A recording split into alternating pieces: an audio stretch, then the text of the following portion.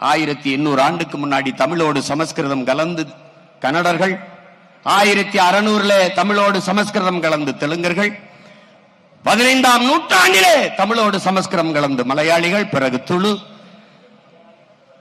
இப்படி கலந்து கலந்து நம் தாய்மொழியை பேசி பேசி பல மொழிவழி தேசிய நாங்களாக பிரிந்து சென்று விட்டோம். இப்போது இங்கே தமிழர்கள் இல்லை, நாம் தமிழர்கள்.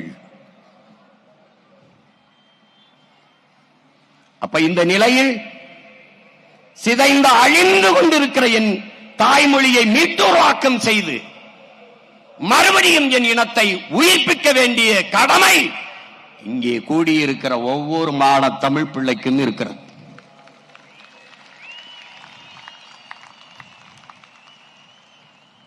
தமிழன் பெயரிலே தமிழ் இல்லை, பிள்ளைக்கு தமிழ் பெயரை சூட்டுவோம், நாம் தமிழர் என்று உலகிற்கு காட்டுவோம் என்றார் முத்துக்குத்தன்.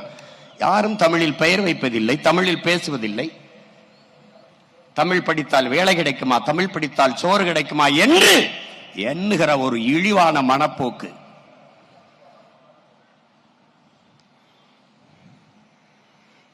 தேவாரம், திருவாசகம், திருப்புகழ், திருமுருகாற்றுப்படைத்த தெய்வ தமிழ் செத்து போனது. அகநானூரும் புறநானூரும் தந்த என் அன்னை தமிழ் அழிந்து போனது. நக்கீரா, உன் தமிழோடு சற்று விளையாடலே, நான் வந்தேன் என்ற என் சிவனின் தமிழ் செத்து போனது. அவையே உன் தமிழள்ளி பருகவே, நான் வந்தேன் என்ற என் முருகப் பெருமானின் தமிழ் முடிந்து போனது. என்னரும் தம்பி தங்கைகளே, மிகப்பெரிய பொறுப்பையும் கடமையும் சுமந்து நிற்கிற பிள்ளைகள் நீங்கள். அதனால்தான் திரும்ப திரும்ப சொல்லுகிறேன், இது ரசிகர் கூட்டம் அல்ல, லட்சிய கூட்டம் என்று சொல்வதற்கு காரணம் அதுதான்.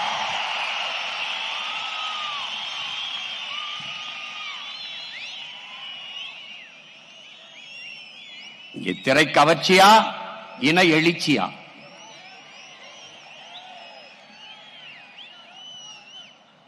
பணமா, தமிழன் என்கிற மானமிக்க இனமா? இதுதான் இந்த களத்திலே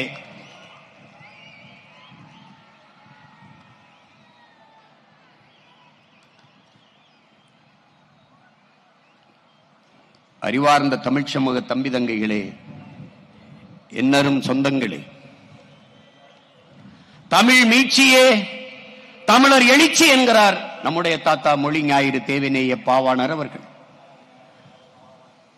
தமிழ் மீட்சியுற வேண்டும், தமிழர் எழுச்சியுற வேண்டும். அப்படி என்றால் தமிழன் ஆளும்போதுதான் தமிழ் மீளும்.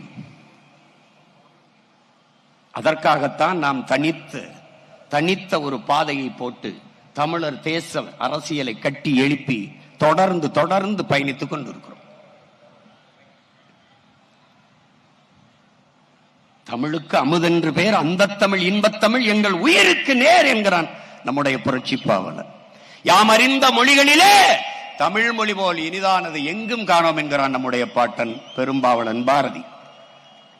அதையேதான் திருப்பி அவனுக்கு சொல்கிறோம், ஆம் பாரதி, எங்கேயும் காணோம்.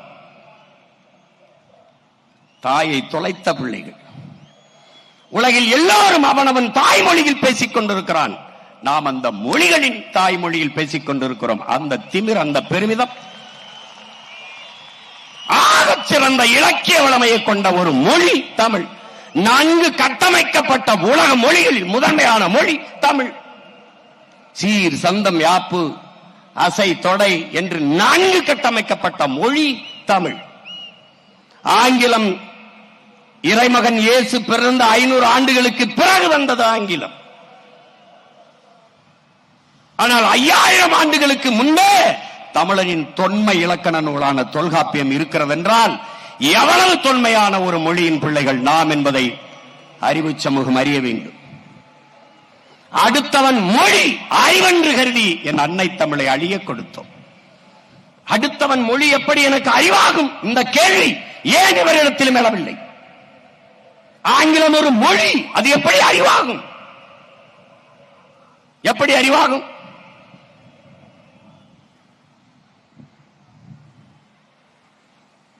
கேரள கவிஞன் ஆற்றூர் ரவிவர்மா சொல்கிறார், உலகத்திலே ஆகச் சிறந்த இலக்கியங்களை தன் தாய்மொழியிலே படிக்கிற வாய்ப்பை பெற்றவர்கள் கிரேக்கர்கள், சீனர்கள். அதையெல்லாம் தாண்டி இந்தியாவில் தமிழர்கள் என்று பதிவு செய்கிறார். அந்த தமிழ் மொழி என் தாய்மொழி, மலையாளத்தின் தாய்மொழி என்பதில் எனக்கு பெருமை என்று பதிவு செய்கிறார்.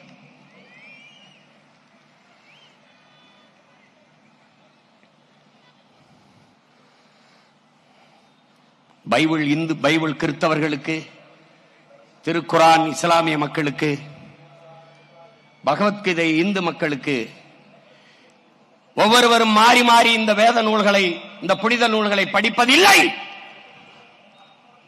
ஆனால் எந்நாட்டவருக்கும் எச்சமயத்தவருக்கும் எக்காலத்திற்கும் ஏற்ற ஒரு வாழ்வியல் நன்னறி உண்டென்றால் அது வள்ளுவ பெருமகனார் தந்தருளிய திருக்குறள் தான் என்று நம்முடைய தாத்தா தெய்வ திருமகன் முத்துராமலிங்க தேவர் அவர்கள் பதிவு செய்கிறார். அதனால்தான் அது உலக பொதுமறை என்று சொன்னோம்.